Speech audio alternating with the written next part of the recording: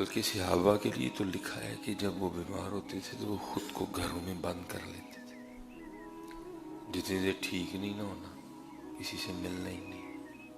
وجہ بیمار ہوں، کوئی پوچھے گا تو کوئی زبان سے ایسا جملہ نہ نکل جائے کہ جس میں نہ شکری ہو، جس میں اللہ کی ذات کے لیے کو گلا ہو۔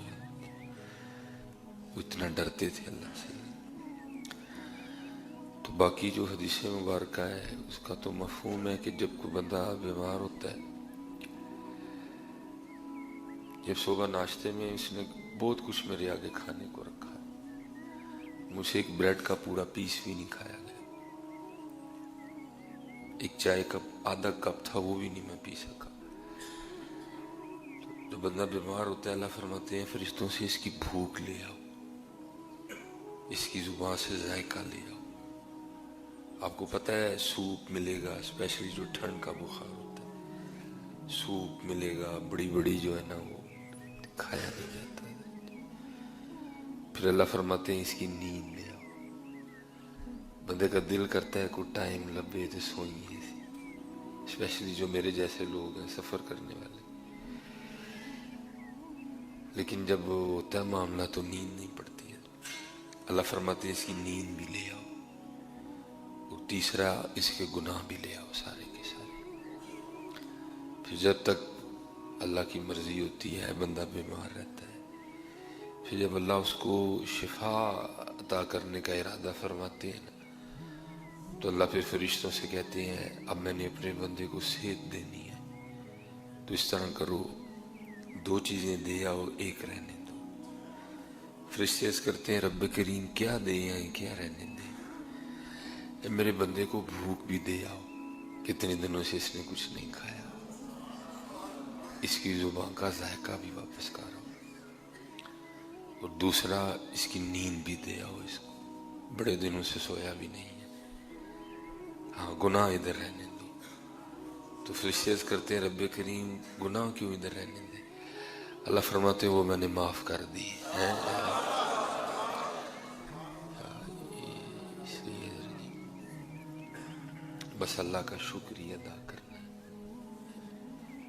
جب بخار آئے یا کوئی اس طرح کا معاملہ ہو تو کوشش کرنی ہے زبان سے کوئی اس طرح کا جملہ عجیب میں ہی لبا سا اللہ نو بیمار کر لیں، میں دکھ ہے لوگ بڑا بڑا کچھ بولتے ہیں، بالکل کوئی ایسی بات نہیں کرنی، بلکہ اس کا شکریہ ادا کرنا۔ یا اللہ شکر ہے تو چھوٹی جی بیماری ہے کسی کو وڈی نہیں الا چڑی ہے، اللہ کا شکر ادا کرنا ہے۔ اور سب سے جو لازم بات ہے بیماری میں بھی کوشش کرنی ہے کہ کوئی نماز قضا نہ ہو۔ سردی کا بخار ہے وضو نہیں کر سکتے تیمم کر کے، مجھے کل بہت شدید بخار تھا، میں نے کل نہیں وضو کیا، کوئی تیمم کر کے نماز۔ آج کیونکہ جمعہ تھا نہیں دل مانا، تیمم سے میں پھر وضو میں نے کر لیا، تو اٹھ کے نہیں پڑھی جا رہی، بیٹھ کے پڑھنی ہے، لیکن چھوڑنی نہیں ہے۔ نماز نہیں معاف، اگر آپ ہوش میں ہیں نماز نہیں، نماز پڑھنی ہے، نماز پڑھنی ہے، نماز پڑھنی ہے۔ حضرت یہ کوئی جمعہ نہیں ہے، جمعہ تو عالم لوگ پڑھاتے ہیں، یہ ہماری ایک تربیتی نشست ہے جس میں ہر جمعے میں ہم کوشش کرتے ہیں کہ اپنے اپنے نہ کوئی کنڈے کڈی ہیں۔ یہ جو جمعہ نا ہمارا یہ ایک تربیتی نشست ہے، ہر جمعے یہ کوشش ہوتی ہے کہ کوئی اپنے کانٹے نکال لے۔ اللہ جو باہر کا ماحول ہے نا، ایک ہفتے میں ضروری پھر کافی کنڈے اکٹھے ہو جاتے ہیں، پھر جمعے میں کوشش کرتے ہیں کہ چلو پھر کچھ کانٹے نکالیں، کچھ تو بہتری آئے نا، سارا گندہ ہونے سے بہتر ہے چلو بندہ کچھ تو صاف ہو نا، چلو ہو سکتا ہے کچھ کرم ہو جائے، سارا گندہ ہونے سے بہتر ہے بندہ کچھ تو صاف ہو، کیونکہ سارا گندہ تو نہیں ٹھیک ہوتا ہے۔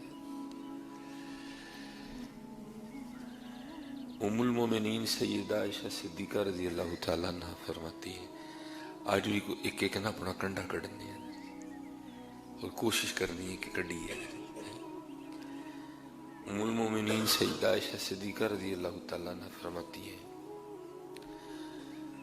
کہ حضور نبی کریم علیہ السلام کا درہ رامن جوش میں تھا، آپ نے فرمایا عائشہ مانگو، عائشہ مانگو، اور یہ کو قید نہیں لگائی کہ عائشہ کو دنیا کی نعمت مانگنا کو آخرت کی نہ مانگ لینا، یا کو آخرت کی مانگنا کو دنیا کی نہ مانگنا، نہیں، فرمایا مانگو، جو مانگنا ہے مانگو، دنیا مانگ لو، آخرت مانگ لو، جنت مانگ لو، اب محبوب ہے جی اللہ کی، اب محبوب ہے اللہ کے، فرمایا عائشہ مانگ۔ اب حضرت ورائٹی کافی زیادہ ہو نا تو بعض بندہ پریشان ہو جاتا ہے کہ کیا لوں کیا نہ لوں۔ اب درہ رامن جوش میں ہے، ام المومنین سیدہ عائشہ صدیقہ رضی اللہ تعالیٰ عنہ فرماتی ہیں مجھ سے فیصلہ ہی نہیں ہوا کہ میں کیا مانگوں۔ عرض کرتی ہیں اے اللہ کے محبوب علیہ السلام، اگر آپ اجازت دیں تو میں مشورہ نہ کر لوں اپنے والد جناب سیدنا ابو بکر صدیق رضی اللہ تعالیٰ عنہ سے۔ فرمایا شاہ جاؤ، سیدہ جناب صدیق اکبر رضی اللہ تعالیٰ عنہ کی بارگاہ میں حاضر آگے عرض کرتی ہیں ابا جان، آج نبی علیہ السلام کا درہ رامن جوش میں ہے، آپ نے فرمایا عائشہ مانگو، تو مجھے سمجھ نہیں آئی میں کیا مانگوں، تو میں حضور نبی علیہ السلام سے نا اجازت لے کے آئی ہوں کہ میں آپ سے مشورہ کر کے نا پھر کچھ مانگتی ہوں، اب آپ ارشاد فرمائیں کیا مانگوں۔ قربان جاؤں، جناب سیدنا صدیق اکبر رضی اللہ تعالیٰ نے فرمایا عائشہ جا کے اللہ کے محبوب علیہ السلام کی بارگاہ میں عرض کرو کہ جب آپ معراج پہ گئے تھے نا تو آپ کی اور اللہ کی کچھ راز کی باتیں ہوئی تھی، اور راز کی باتوں میں سے کوئی ایک بات بتا دیں، کتنے علم دوست لوگ تھے، کتنی علم دوستی تھی، اگر مانگا بھی تو پھر علم ہی مانگا۔ اور آج حضرت جی اس قوم کے زوال کی سب سے بڑی وجہ یہ ہے کہ ہم پڑھ تو رہے ہیں لیکن ہم نوکر ہونے کے لیے پڑھ رہے ہیں۔ جو قوم علم کے ساتھ یہ رویہ رکھے وہ قوم کبھی ترقی نہیں کرتی ہے۔ ہم سیکھنے کے لیے نہیں پڑھ رہے ہیں، ہم نوکری کے لیے پڑھ رہے ہیں، ہم ڈگری کے لیے پڑھ رہے ہیں، ہم سیکھنے کے لیے نہیں پڑھ رہے ہیں۔ اب جس دن ہم نے سیکھنے کے لیے پڑھنا شروع کر دیا آپ کو اپنے رویے خود بدلے لگیں گے۔ ہم سیکھنے کے لیے پڑھ ہی نہیں رہے اس لیے آپ کو باہر کچھ اچھا نظر نہیں آئے گا۔ ہم نوکری کے لیے پڑھ رہے ہیں، ہمارا مقصد نوکری ہے، ہمارا مقصد ڈگری ہے، ہمارا مقصد بی اے ہے، ہمارا مقصد ایم اے ہے، ایم ایس سی ہے، بی اے ہے، بی ایس سی۔ علم تو ہمارا مقصد ہی نہیں، اس لیے اس وقت اس قوم کا حال بڑا خراب ہے۔ سیدہ عائشہ صدیقہ رضی اللہ تعالیٰ عنہ حضور نبی علیہ السلام کی بارگاہ میں حاضر ہوئی اور آ کے عرض کی اللہ کے محبوب علیہ السلام، معراج کی رات اللہ اور آپ کے درمیان جو راز کی باتیں ہوئی تھی ان میں سے کوئی ایک بات بتا دے۔ لکھا ہے حضرت جی نبی علیہ السلام مسکرائے، نبی علیہ السلام مسکرائے اپنے ابو بکر کے انتخاب پہ، دنیا مانگ سکتے تھے، جنت مانگ سکتے تھے، مسکرائے۔ تو آپ نے فرمایا عائشہ اس رات اللہ نے مجھ سے کہا تھا اے محبوب میں نے خود پہ لازم کر لیا ہے۔ اللہ یاد رکھیے گا اللہ پہ کچھ لازم نہیں ہے۔ فرمایا اے میرے محبوب علیہ السلام میں نے خود پہ لازم کر لیا ہے بروز قیامت اس شخص کو بغیر حساب و کتاب کے جنت میں بھیجوں گا جو کسی کا ٹوٹا ہوا دل جوڑ دے گا۔ اللہ